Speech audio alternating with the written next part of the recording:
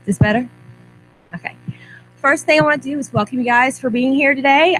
Taking a day out of your summer vacation to come and learn from some of the awesome teachers in our district. We started this 8 years ago, and we had one day with 60 sessions and 6 teachers that were presenting. 6. Most of the sessions that day were by vendors. This year we have 131 sessions over 2 days. So it grows every year. And this year we're excited because we have a keynote presentation, which is the first time we've had that in 8 years. So we're excited to get that started. But first, the people that helped plan this, can you guys just raise your hand and wave? It takes a lot of work and a year of planning and preparing for this. What, you can hear me? Oh, okay. Let's try. All right. So it takes about a year. We start planning as soon as this one is over for the next one. So I'm going to turn this over to Jeff and Dean from Beyond the Chalk and let them. That you need to.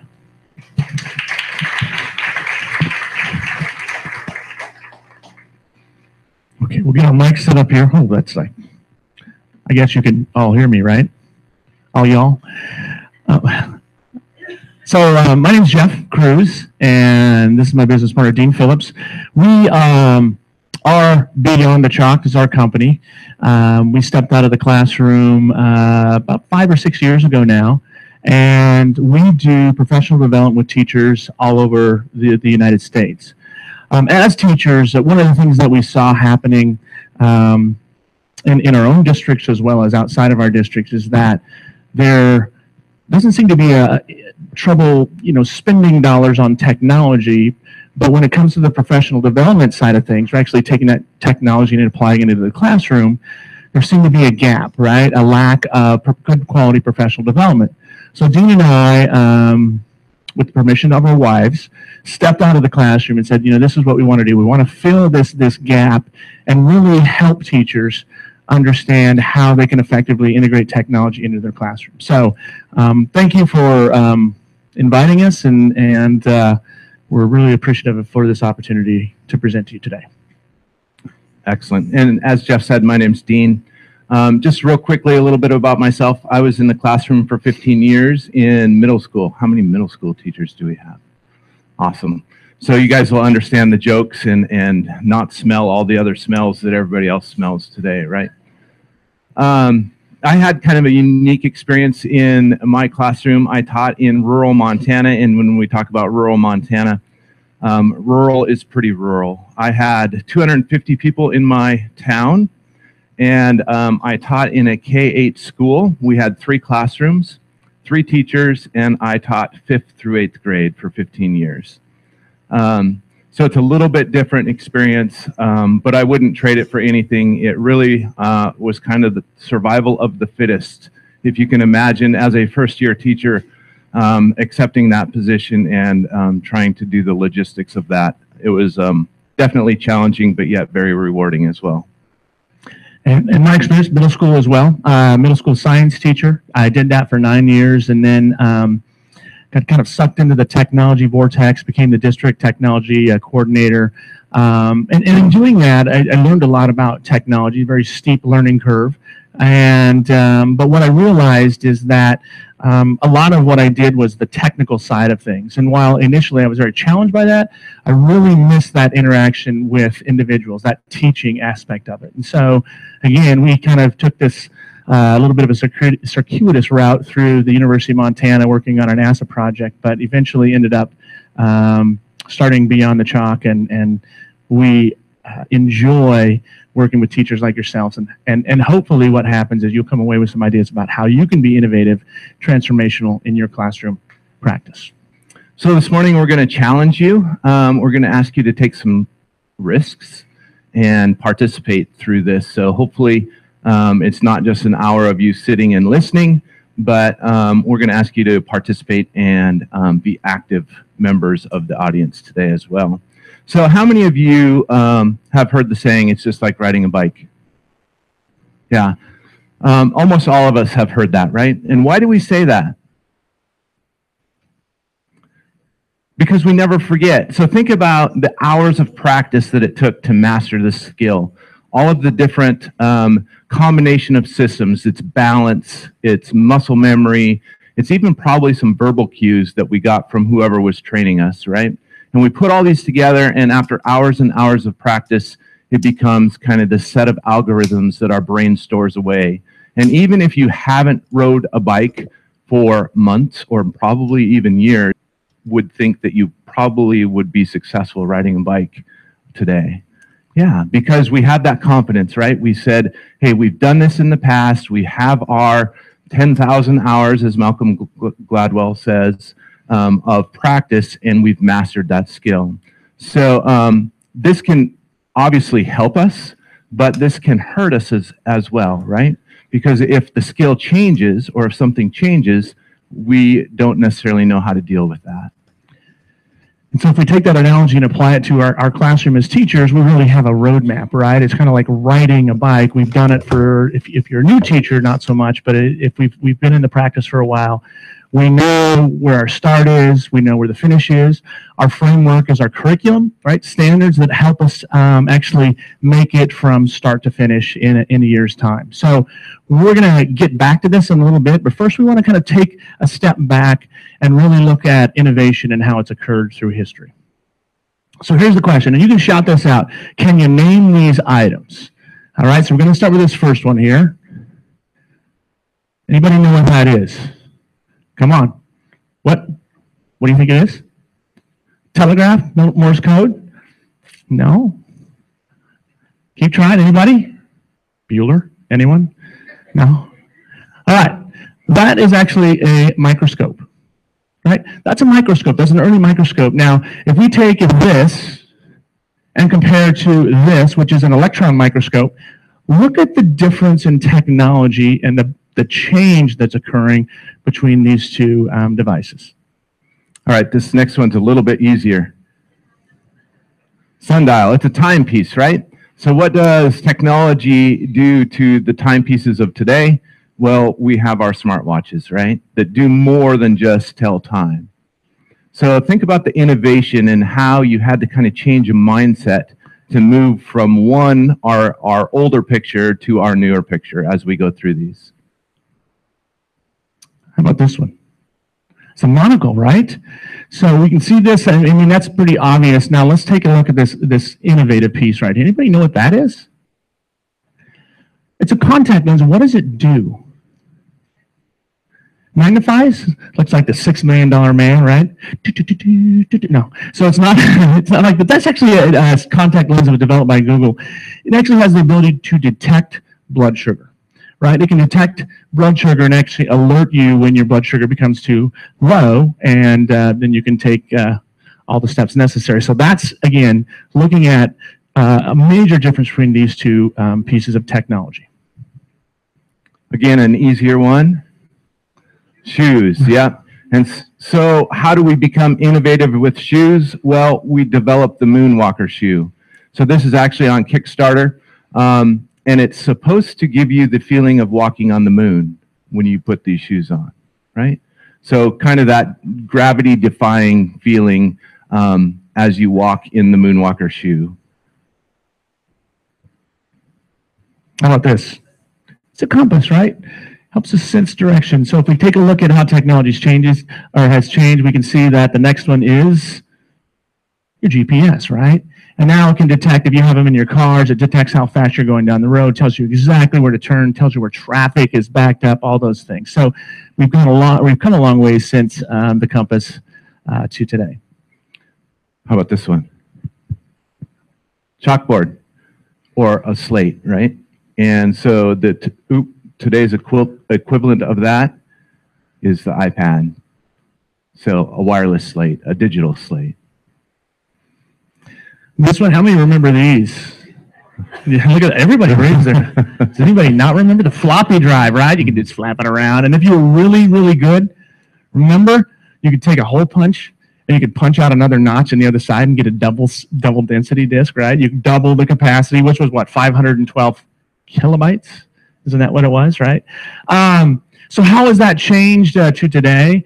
What we're doing now is we're seeing what we call molecular storage, which has about 1,000 times the density the storage density of a hard drive of today. So molecular storage is going to actually take and transform how we store information using molecules. How about this one? The Walkman. How many people had the Walkman? Yeah, fabulous device. The yellow color, right? What's that? Have, exactly. So I actually have a really good story about having a Walkman. So I was in the classroom and I made reference to the classroom, the Walkman in my classroom, and not one of my students knew what a Walkman was. Guess what? I happened to have that one in my drawer of my desk, and I pulled it out and I turned it on and I put the headphones in, and one of the kids, of course, said, "Well, how do you get your music?" And I said, "Well, you open this flap up and you have these cassettes and you pack around this little thing of cassettes with you, and if you're really cool, you make what? A mixtape." Exactly right, a mixtape. And he's like, "Well, what's the point when you can have one of these and it has thousands of songs on it," right? So he wasn't too impressed with my Sony Walkman. But again, innovation and how that changes what we do. I had that 144 pack of cassettes, right? The really big case. All right. Yeah. So how about here? A classroom, right? Okay. So we take a look. We have our desk in rows, and we have our slate board up at the front with some things written on the board. So if we look at this picture, what do you notice? Except for a whiteboard, which is really the same, kind of pedagogical approach. Our desks are in lines, right? There is a TV, yes. Yeah, there is, yep, an old TV. But when we talk about innovation, I think it's really important to look at these other technologies that have really evolved into things that really resemble or have no resemblance of the things prior. And then we look at classrooms, and not all classrooms. We're seeing change throughout, but there are still several classrooms that look like this. So when we start to we begin to talk about innovation, what we really need to do is kind of step back, take a big picture look, and say, all right, we do need to change. We do need to see how we can take and become more innovative and transformational in how we educate our students. And we do understand that innovation is difficult, right? It's really difficult because we have some hurdles in place. One of those hurdles is time. Another hurdle is money, right? It's really difficult to be innovative without the opportunity to have access to some of those other resources. Okay.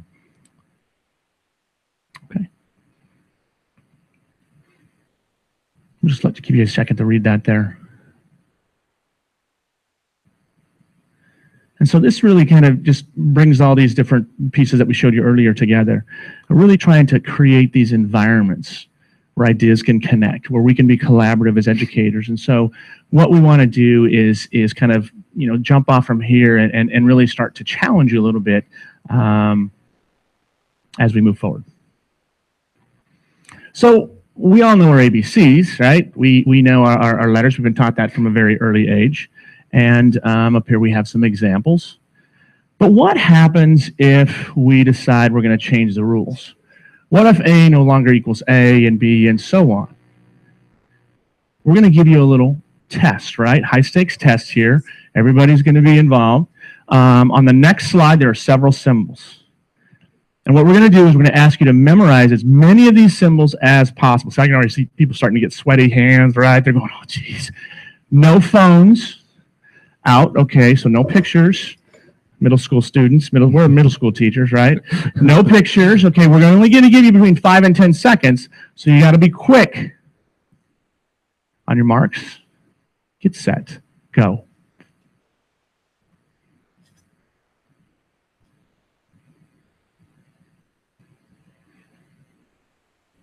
Time. Okay. How many got them all? No? Well, let's just, let's as a group, let's be collaborative here, and let's just kind of go through the letters and see how close we are. What was A?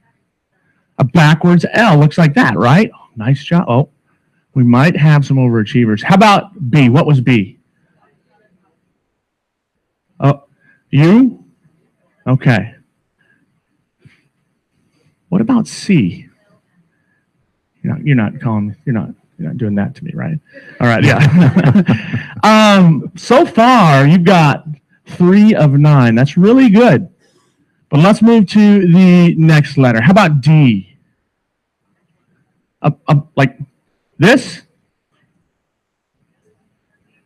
This way. Oh, we got some agreement. Oh, wait, look at that. Now, I think E was pretty easy, right? Everybody remembers E because it's easy. It's a box.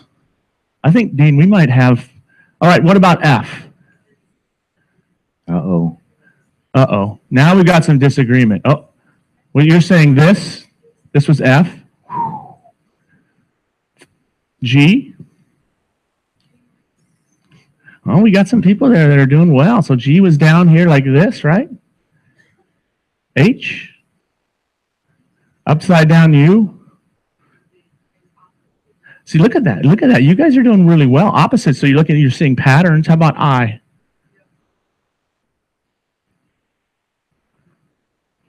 No? So we talk about, one of the things we have to really understand as educators is we have a certain perspective. Perspectives are based on past experiences. And so when we can take a problem, whether it's education or any other problem, and we can look at it from a different perspective, we can see things differently. That's why we like, using like Google Earth, because Google Earth is amazing in that we can go right into our house and see things around our community that we weren't able to see prior to that type of technology. And so we're going to give you a little example of perspective here. We're going to show you a slide that's going to help you to remember these symbols in just a matter of seconds. You think we can do that? Let's check it out. You always hear the ahs. Ah. So sometimes when we face problems, we come at it from our own perspective, right? Our own experiences, our own biases. And we don't always see the bigger picture, right? And so what we really want to do today is really kind of start stepping back a little bit, right? Maybe unlearning some of the stuff we know, identifying our biases, and then really kind of move forward from there. So we can also apply this innovation to businesses, right? And so if you think about some of the companies that you do business with frequently, they probably look very similar to the business next door, right? Because why wouldn't you model your business after a business that's successful? But true innovation is not doing that, right? True innovation is thinking outside of the box and doing something completely different. So, for example, the world's largest taxi company, who do you think it is? Yeah, it is Uber, and they own no vehicles, right? Let's try it again. The largest accommodation provider. Yep, Airbnb, and they own no actual real estate.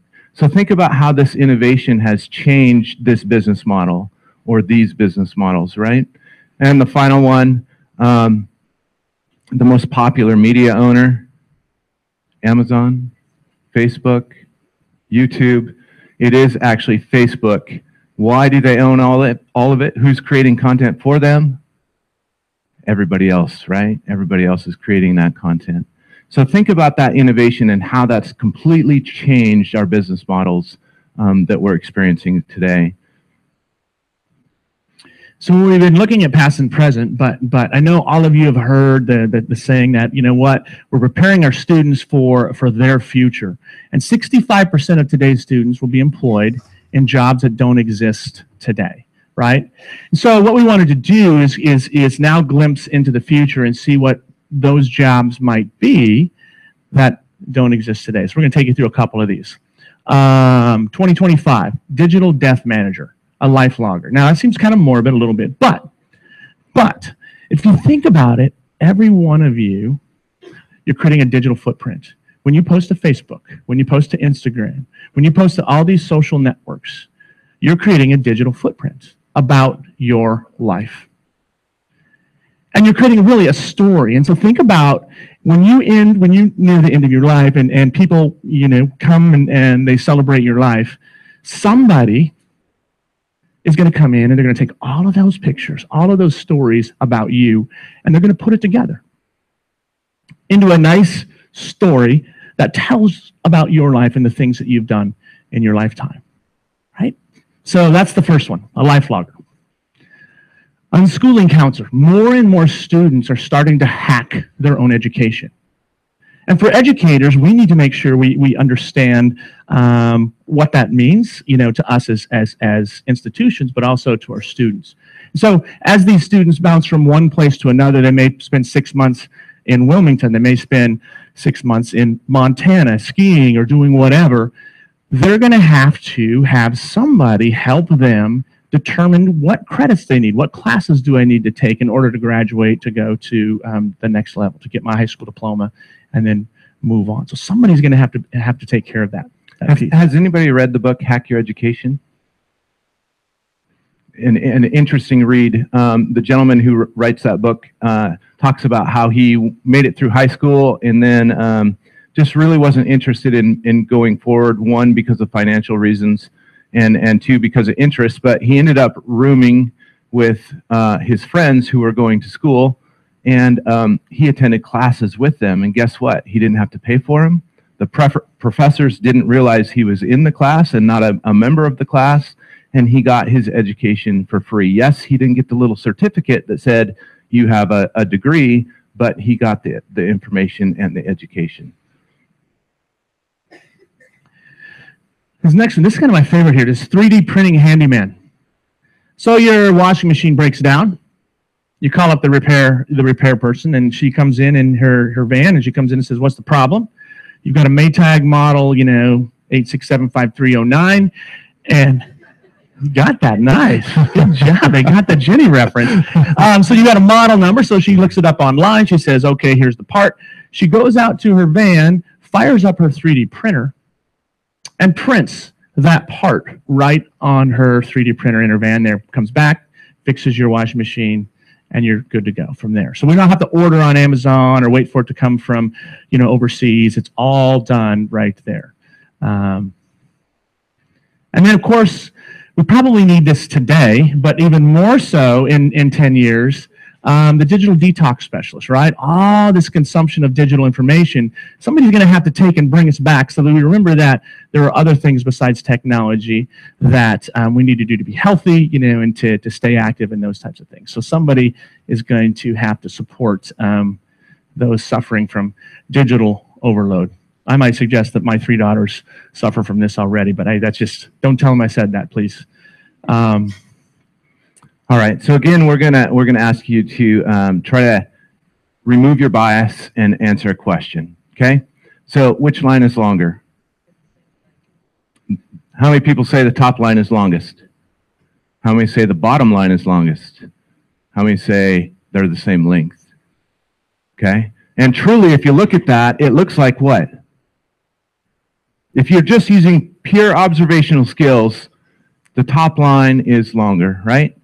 And so why did you answer that they're the same? Because you've seen it before, right? I've seen this before, and last time it got me, and I'm not going to let it happen again, but guess what? The top line is obviously longer. And so if we can't remove ourselves from these biases, we're not going to be very successful, right?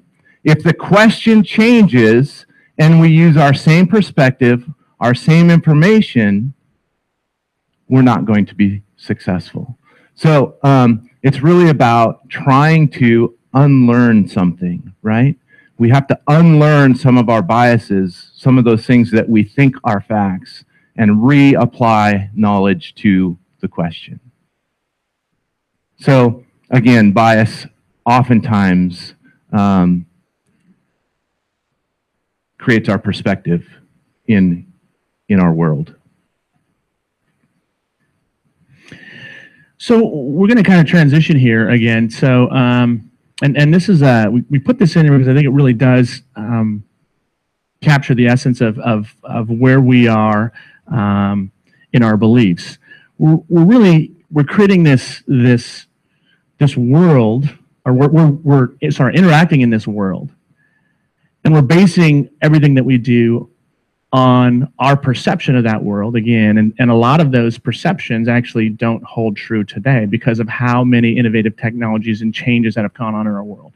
So this is where we kind of want to jump off and start to challenge you with some different activities as we move through presentation. So you're going to have to move around it a little bit. So Jane McGonigal, we got to see her speak at the ISTE conference a couple years ago, and she really, she's big into game-based learning. So a lot of times with learning, we talk about how, we have this perception that, our students need to be, engaged, they need to be sitting at their desk, they have to be quiet, and those other things. And what she would argue is that really gameplay is active learning. And not only is it active learning, and it's engaging for students, and they actually retain more in this type of environment than others. And so there's a study out there that talks about creating a math problem that was solved in the traditional way, just by long form math, and then they actually took that same math problem and they embedded it into a game. What's really interesting about that is about after the third try using the traditional method, students just gave up and they said, no, I'm not going to do it anymore. But using the game-based method, they actually tried over 300 times to solve that problem before they gave up. Why? Because they were engaged, right? It was something more than just the answer to the problem at the end. They had to save the world in order to, to solve this problem, or to save the world, they had to solve this problem. So really important that we kind of consider that, that idea of creating this more of a game-based, a fun, engaging learning environment. Yeah, and oftentimes these game-based learning environments also incorporate collaboration, right? Not only can you play by yourself, but you can play these really large multiplayer games where you can team together to solve problems, to conquer the world. So that's what you guys are going to do today. You're going to team together to play a game. And we are going to play a thumb war. Okay, has anybody played a thumb war before? Yeah. But this one's going to be a massive multiplayer thumb war. So that means everybody in this room has to be connected to somebody else with one hand. So it's going to be everybody connected to each other. So go ahead and stand up. You might have to move around. All right. One hand goes to one neighbor. The other hand goes to the other neighbor. And look around and see if you can link all your groups together. You can connect multiple thumbs. You can connect to multiple thumbs here. There you go. You notice how they have more than two hands in that?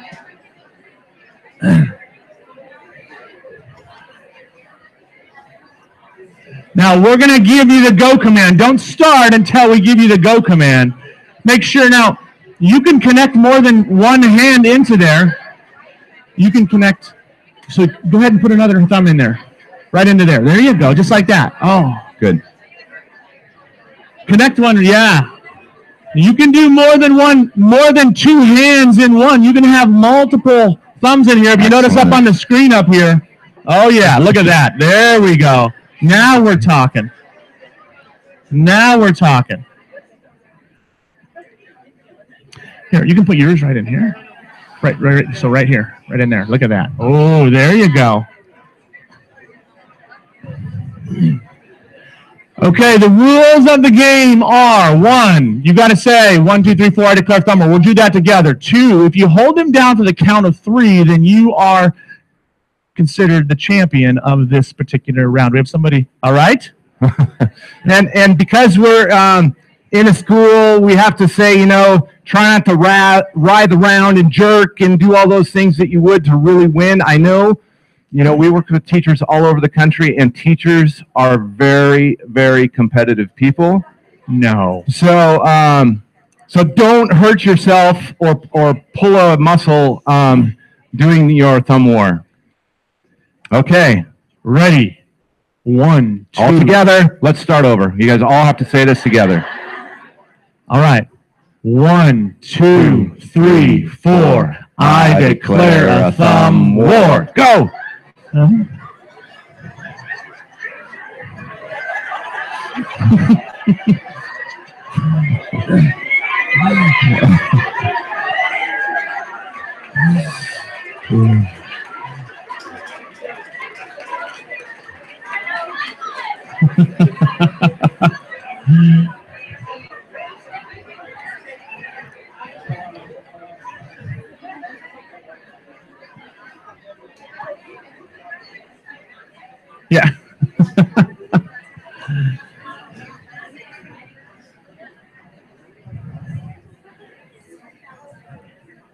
Did you Excellent job. Excellent job. Did you feel the energy go up in the room? Right? Did The you guys, conversation. the collaboration. So, all right, how many grand champions? How many people got both thumbs on both hands? Look at that. Excellent. Okay, you guys need to face off at lunchtime or something. Yeah, we'll just make sure we get a championship around there. So a couple things about that. One, when we start talking about innovation, collaboration is incredibly important. You have this incredible staff, teachers around you, and if you really start to look at these innovations that we showed earlier, as well as many others, it didn't happen by one person locking themselves in a room and creating something. It was typically that's done by several individuals getting together and working on this problem and looking at it from different perspectives. So as you look for creating transformational opportunities in your school, work together, all right, and have fun. Create opportunities that can bring joy, right, laughter, fun into your classroom, into your meetings, and those types of things. Innovation also comes with failure, right? And oftentimes that tipping point between giving up and being innovative is right there together because of failure. We're at that point where we've experienced so much failure that we are going to either continue on or we're going to give up. We're going to give up the cause and go back to what we already know. And failure in schools is somewhat different, right? What does failure for your students look like? Well, oftentimes it's just the marks on the paper that are returned, right? It's somewhat punitive. It's the final say. It's the end.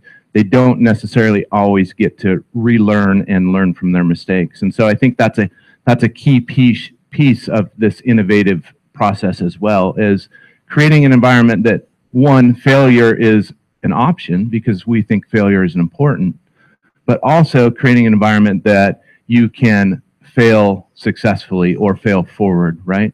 So failure shouldn't be the end. It should be a beginning of that learning process. It's really important. It's an important step in innovation as well.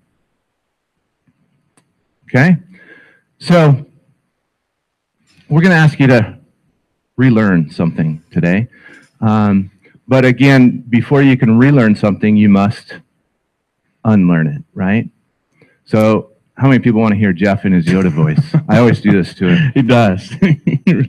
Yeah, absolutely. You have to hear Jeff's Yoda voice. Have to build up to it. All right. You must unlearn what you have learned. Yeah. Very good. Practice that in front of the mirror all the time. Yeah. So we're going to ask you to unlearn something that most of you know how to do, and that is to tie your shoe. How many of you know how to tie your shoe? Yeah, we've all learned that. Again, lots of practice, lots of repetition. We probably don't even have to think about it. We could probably do it with our eyes closed, right? But we're going to say, you know what? We're going to teach you a new way to tie your shoe. Everybody's going to get a piece of string. We're going to pass out some strings here for you. And the best way to do that is that maybe wrap it around your thigh, your leg or something, or around something in front of you. Or if you have an arm right here on your chair, you could use that. But we're going to ask you to unlearn the old way you know how to tie your shoe, because we have a new innovative way to teach you to tie your shoe. And one of the things with innovation is that we're hoping it does something for us, right? It either makes something better, it saves us time, it makes something cheaper, whatever the case is. And we think this will probably save you some time if you can master this skill. Okay? So we have a little video to show you. And we're going to wait until everybody has their... everybody gets their string. Again, it works best if you can tie it around something. It's called How to Tie Your Shoe in 2 seconds. And again, remember at the beginning we said we're going to ask you to take some risks. And so we ask our kiddos every day to take risks in our classroom. We introduce them to new concepts every day. And it's not always the most comfortable feeling, right? And so part of the process of today is kind of revisiting that feeling. And part of the process is to challenge you to see how difficult it is to unlearn something and relearn it. Now, the other aspect of this is that You may get it before somebody else, and that's okay. But what we'd like you to do is say, lean over to your neighbor and say, can I help you with this? Oh, try this, you know? So collaboration, again, becomes a crucial part of the learning process as well. Did everybody get a string? We're ready to rock and roll? All right, let's see what happens here. It's going to go fast. We'll replay it for you. Want to know how to tie shoelace in 2 seconds? You won't believe how simple it is. This is how we do it fast. Now, we're gonna slow down and show you every step. First, tie your laces as usual. Then, put 2 little fingers underneath. Now, your right pointing finger and the thumb goes under the shoelace and left goes over it. Grab the opposite loops at the same time and pull through tight. Got it, right? Easy. Thanks for watching. Check out other videos by clicking links on the screen. If you don't want to miss our new tutorials, subscribe to... All right. Let's try it again. We'll slow it down and pause it at each step. We'll kind of take it a little bit slower. So we'll go ahead and go to the first step. All right. It's kind of like usual, right? We cross our laces and pull tight. How many people have that step down? Excellent. We're there. All right. Next step. Jeff's replaying the first step here. Okay. Twist, pull tight. Perfect. All right. Second step. Pinkies underneath each side. Good so far?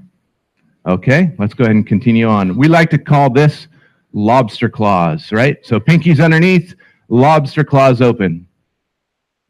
Now this is the tricky part. This is critical. You watch this. Right under. So put your right hand under. Okay, keep hold of that pinky. Left hand goes over. So one goes under, one goes over. Oh. And then? Now this is kind of the trick. You got to get a little half twist in there and pull. Okay? Pull the 2 loops at the same time. Oh, we got some success. Now, if you get it the first time, that might be luck. So you have to go back and repeat, and if you can get it 3 times, then you've mastered the 2-second shoe tie. All right? All right, one more time from the beginning. Crisscross tighten, pinkies under. Put 2 little fingers underneath. Now, Lobster claws. your right pointing finger Right under. and the thumb goes under the shoelace and Left over. Half twist. over it. Grab the opposite loops at the same time and pull through tight. All right, we're going to give you some time to practice. Again, if you've got it, lean to your neighbor. Make sure they have it. Help them out. All right, we'll come around and offer any support that we can. No? We'll play that again real quick. For those of you that need that extra.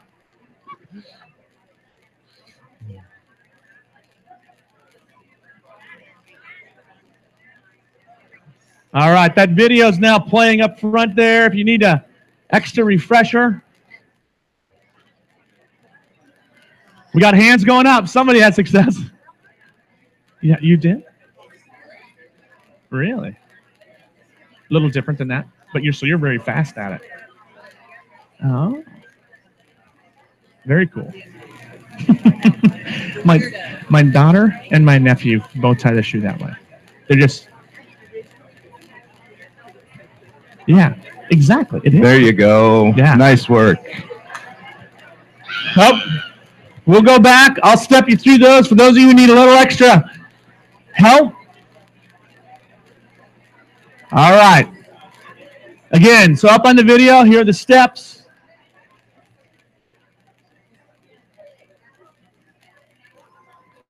Okay. Good. Crab claws, lobster claws. Here we go. One has to go under, one has to go over. The key, as Dean said, is once you get those over and under, is to take your hands and twist and grab those other, you got it. Here we go, watch this twist. And watch how she grabs. See, she's doing that, she's grabbing those other strings or other part of the string on the other crab claw. And then you pull those tight. What's that? Keep going. We're going to give you some more time to do that. You have plenty of time. That's fun. You have 3. Let's see. Let's see it. I know. I saw it. It's like, yeah, that's pretty awesome. That's easy. 3.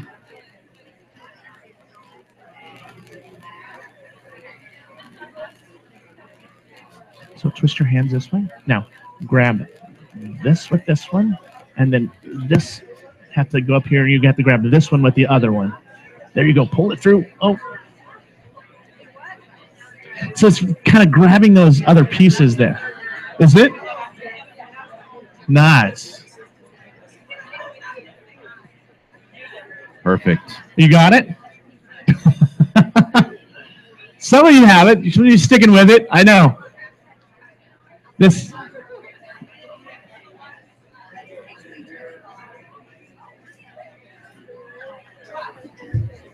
So that's, there you go. Oh, then you get your crab claws after. That's nice. Good job. Oh, you had it. Do it again. Get your crab claws more. Yeah. So kind of get some slack in that. There you go. Yep. Under, over. Now and go all the way. Actually, yeah. There you go. Now. Yeah. There you go. No. You got to twist it. So. No. So there you go. No. She's right. She knows exactly how to do that.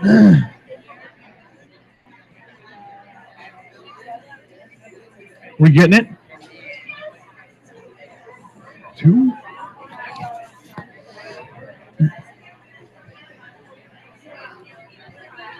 Okay, so we'll try to gather you back here.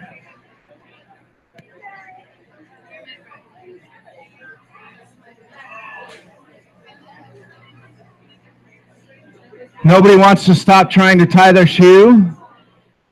So one of the things that you will notice, and you probably have noticed as educators, is that when you introduce a new problem, you have a few different types of learners, right? You have the learners who say, yep, I'm going for it, and I can do this, and it doesn't matter how long it takes them, they continue to try. You have the learners who try it once, and they look to their neighbors and say, hey, help me, right? And you also have the learners who maybe try it 2 or 3 times, and then they just sit back and they say, yep, I'm done with this.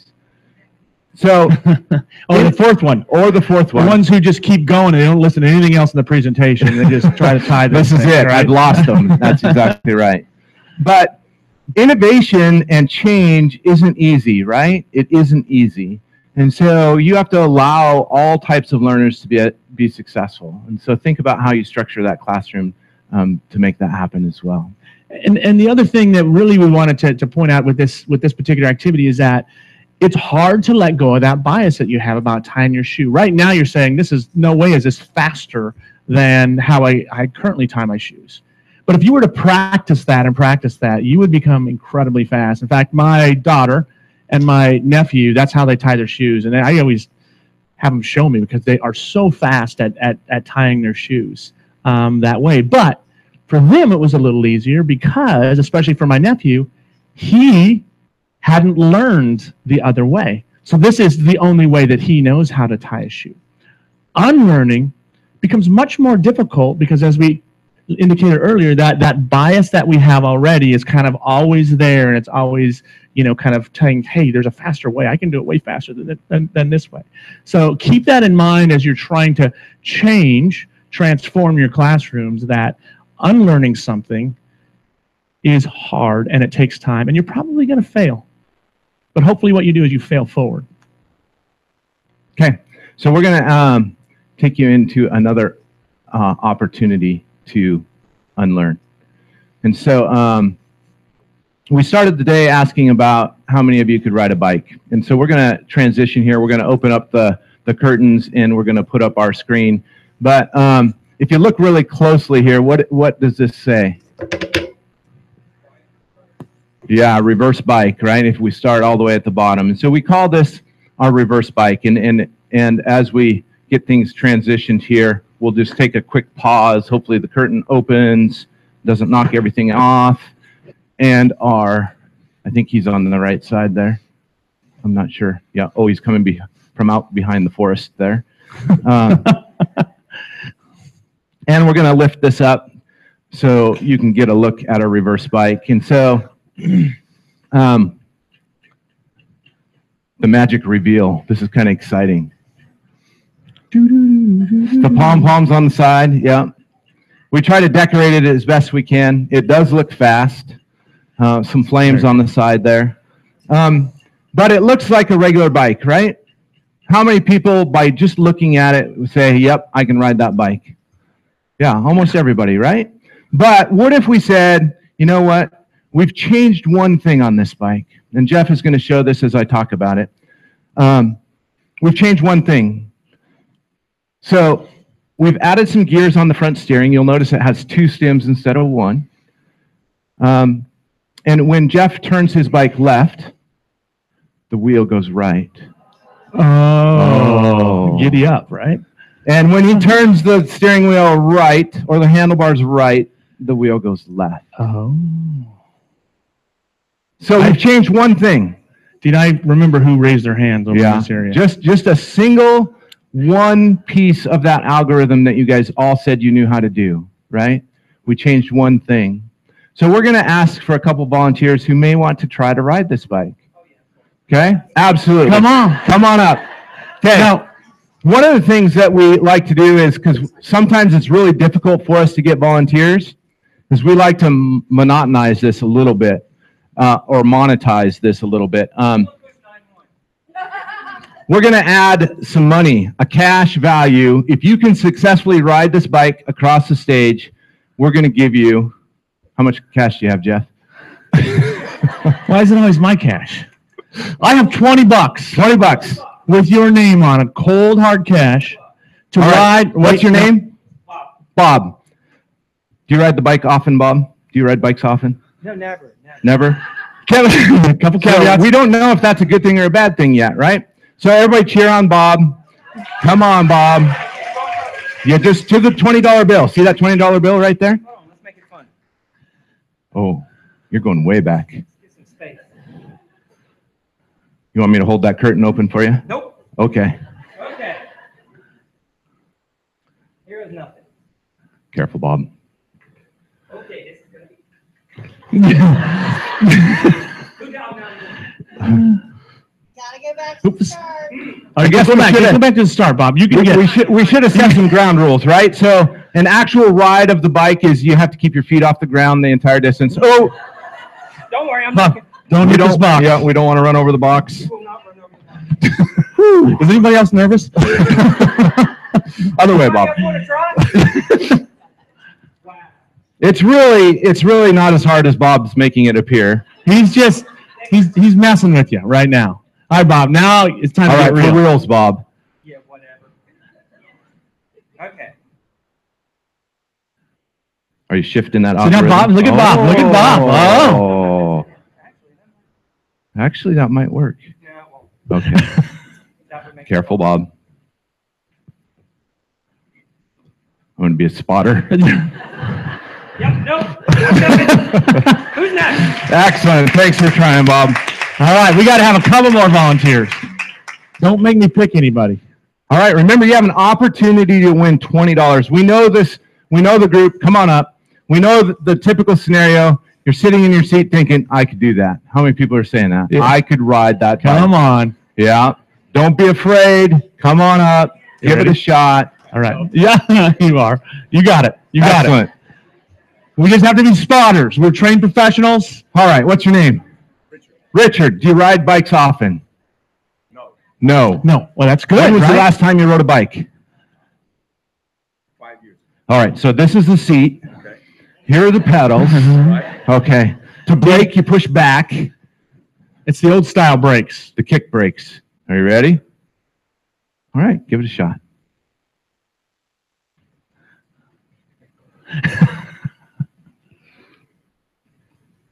$20 right there. Okay.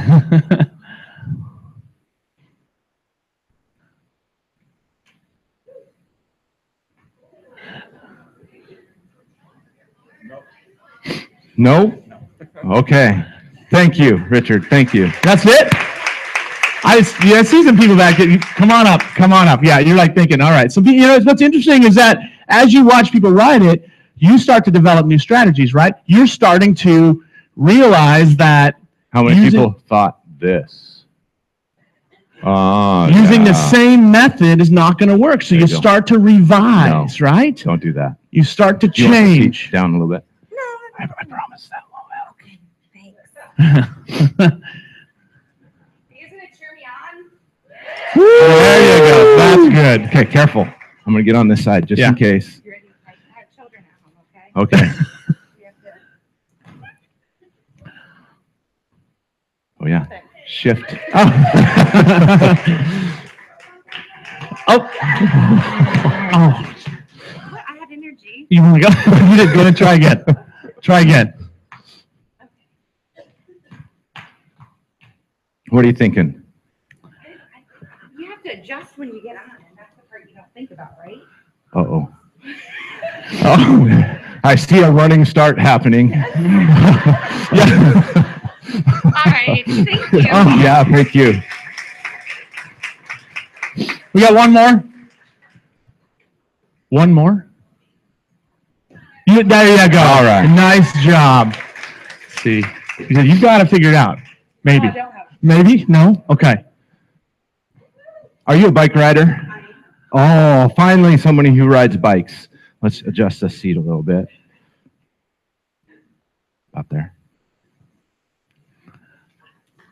Okay. Here we go. All right. Give her some encouragement here. Try whatever you wish. Oh, she's gonna. Oh yeah.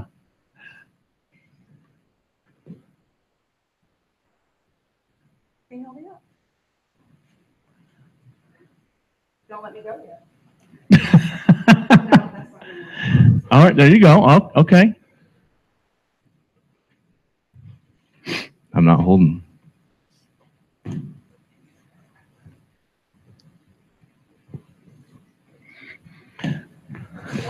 That way, that way. There you go. The brain is not close. All right.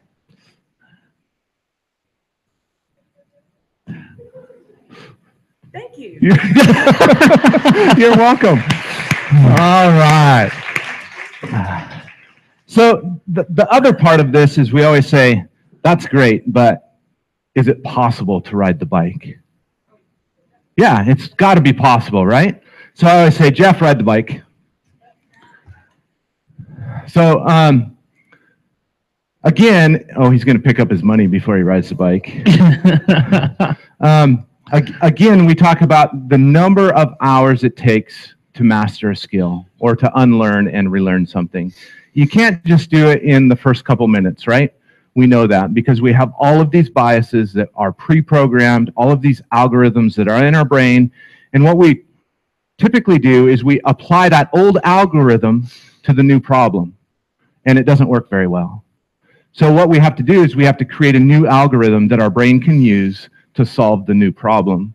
And when that happens, you become successful. Maybe. Maybe.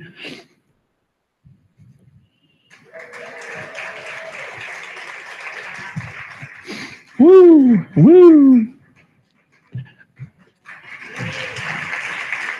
Here's what's interesting about this bike, and you should not be embarrassed that you couldn't ride the bike, because we have tried this with lots of groups, lots of people, and nobody has ever been able to ride the bike. And what we notice is that when they first start to ride, when you come up and you first start to ride this, you use the same learning, right? The same algorithm that you use to ride a normal bike. And then the next thing that happens is you try to change the bike. We do this, right? And we do something like this where we're trying to hold these things.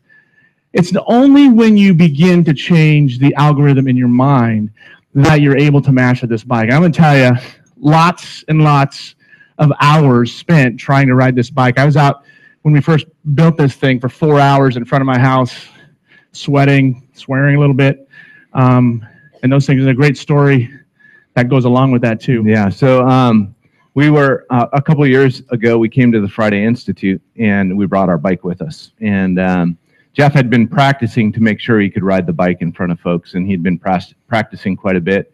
And Jeff and I ride bikes quite often.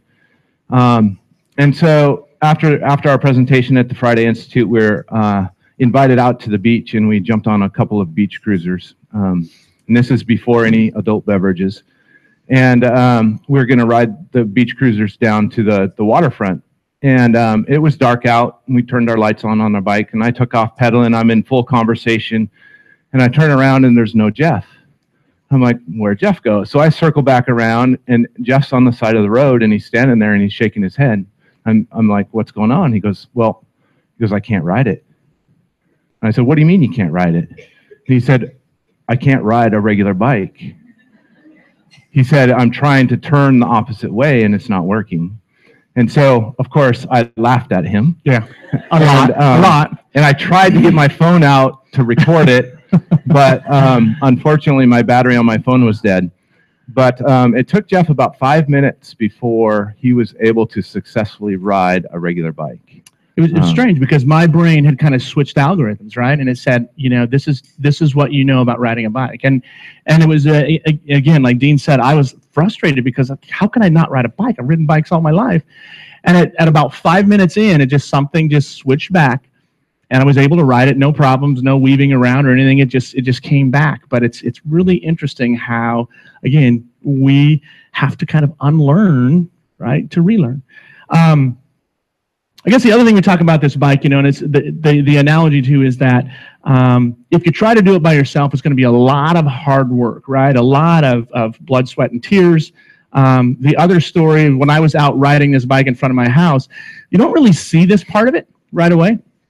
And so my neighbors are walking, up at the sidewalk and everything like that. And one of them walking by, they're kind of eyeing me really kind of suspiciously. And I said, you probably don't think I can ride a bike, do you? He goes, no, we kind of think you're drunk.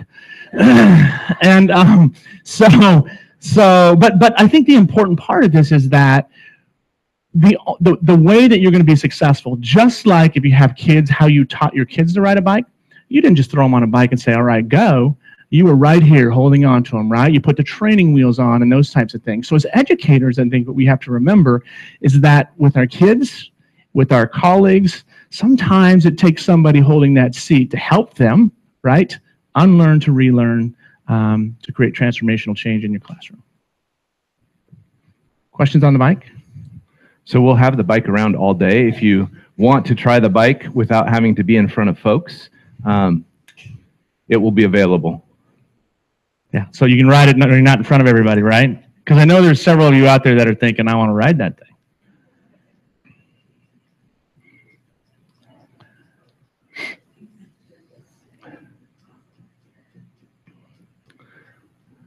Wait for it. Wait. Hold it. And do notice we have our training wheels on in our picture here. Excellent. So as we begin to wrap up, we talked about your plan, right? And initially your plan seems to be this really straightforward roadmap from point A to point B, implement your plan. But oftentimes that roadmap changes as you move forward. You have all of these obstacles that are unforeseen. You don't realize they're going to be an obstacle. And so I guess the application here is that we have to be resilient, right? We can't just give up. Our plan and change and innovation is difficult. It's going to take failure to get there. And so just realize that it may be a bumpy road if you're planning that path. So here's our challenge to you as we finish up this presentation here. Don't just think about how to do the same things differently, but really how to do different things. How do you do different things? thank you for having us. Much thank you. appreciated. And enjoy your Summer Institute. I know we have some prizes and things to give away. There we are. All right, so before you guys head out of here, can you hear me okay out there? Awesome. All right, we do have an app this year. Some of you may have already downloaded it, but if you haven't, there's going to be something outside of each classroom that sessions are in, so you can scan the QR code and download the app, and the schedule will be at your fingertips. It will be updated throughout the day if there are any changes, so just refresh the app and check it. We're also going to update the big printed out session boards that are out in the hallway.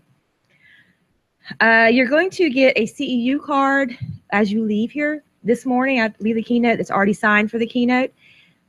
Most of you already know that you take that card with you to your sessions, put it in the bucket outside of the door. While you're in the sessions, they'll be initialed for your attendance, and just pick them up on your way out to the next session. At the end of the day, there are 2 boxes set up as you head towards the main entrance of the school. Just put your cards in those boxes, and you'll get a new card tomorrow when you check in. Okay? There are going to be door prizes given away throughout the day. We're going to give some away this morning, and we're going to give some away at lunch. The drawing for those will begin at lunch in the cafeteria at 12:30. So if you go out to lunch, make sure you're back in time to at least get in on, because you do have to be present to win. And then there will be some more drawings at the end of each day. So you get tickets when you come in the morning. You'll get different tickets tomorrow.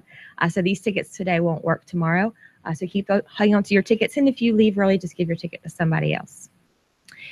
Throughout the day, just tweet out what's happening. Use that NHCS chat hashtag. Take pictures. And like was said earlier, I think in the Media Center, we're also going to give out prizes based on tweets. So do make sure that you are telling about what you're learning today as you go from session to session. All right, Kim, you ready? Oh, sure. This is for a Yeti cup and straw and lid. Most people, I think you went. Uh-oh. Got it. Did you get one? No, well, make sure all of them are in there. Okay. You're at your tickets. Tickets out.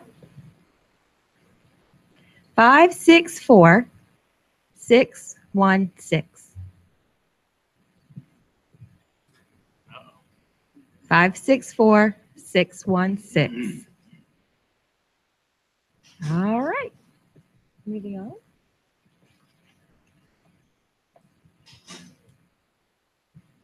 220759. Amber. Oh, 59. Oh.